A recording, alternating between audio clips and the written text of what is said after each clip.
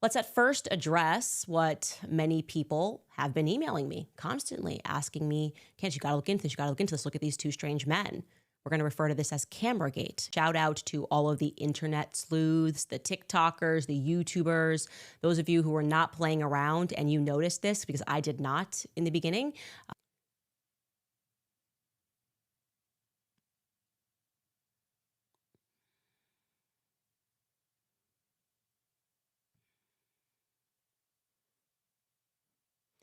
So I'm going when I saw this footage, who is that? Like, actually, I should be able to figure this out because I've got a pretty big network at Turning Point USA. The person's wearing shades. I'm not recognizing the individual. And I reach out to somebody on the inside and I'm just like, who's this person? And they tell me the person's name and I go, oh, wait a second. And I look again, I'm like, I know this person because it's been a few years, but I know this person. This person's been around Turning Point for quite some time, for years. Like I said, back when I was working at Turning Point, early days.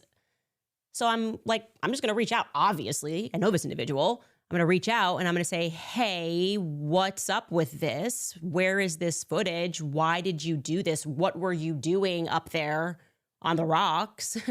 What's up? Like, this is not the first thing that I would do if I had just witnessed Charlie Kirk being shot. And I'll say this right now, he was extremely forthcoming. Like, as soon as I reached out, I just sent a text because I still had his number. And he was extremely forthcoming, immediately got onto the phone. And first and foremost, I should say, obviously, he's seeing all of these clips going viral and he is fearful for his family.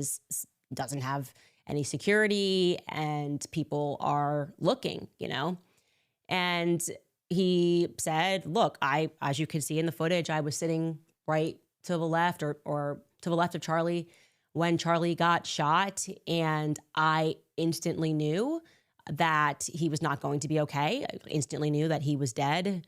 And I then, like, as you can see, people that are running, anybody that was in that zone, ran to the back and he caught his breath. He wanted to check in with and communicate to other people that were working with and around Turning Point USA. That's why he's on his phone, communicating to them what had happened.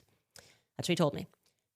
Then I asked, okay, well, what about this camera thing? Why would you grab the cameras? And he says, because the first thing that I thought is that I better secure the footage and be helpful and hand that footage over to the feds. Well, obviously, that's where things get into a pickle with me because we don't trust the feds, right?